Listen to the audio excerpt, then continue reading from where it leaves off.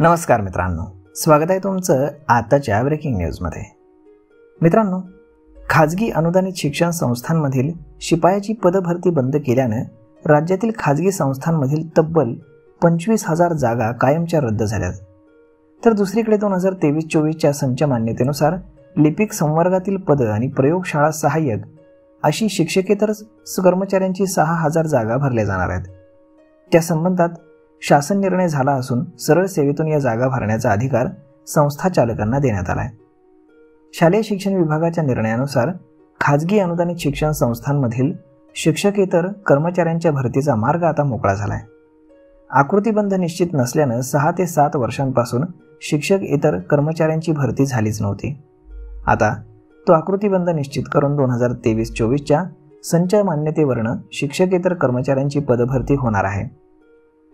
एकूण मंजूर पदांपैकी 80% पदभरती करता येणार आहे, परंतु सध्याच्या संस्थांमधील कार्यरत शिपाई सेवानिवृत्त झाल्यावरती त्या ठिकाणी अनुदानित तत्वावरती शिपाई भरता येणार नाही।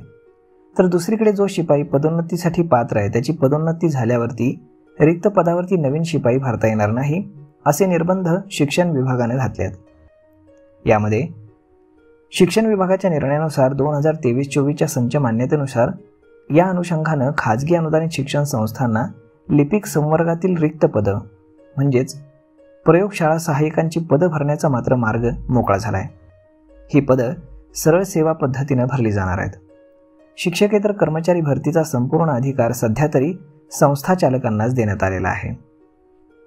तर मग मित्रांनो, अशा पद्धतीने आता शाळांमधील शिपायांची पद ही कायमची रद्द करण्यात आली आहेत। यावरती आपलं मत काय हे तुम्ही आम्हाला कमेंट करून सांगायला बिलकुल विसरू नका। आणि जर हा व्हिडिओ तुम्हाला आवडला असेल तर आपल्या जवळच्या मित्रमंडळींसोबत देखील हा व्हिडिओ तुम्ही शेअर करायला विसरू नका। धन्यवाद।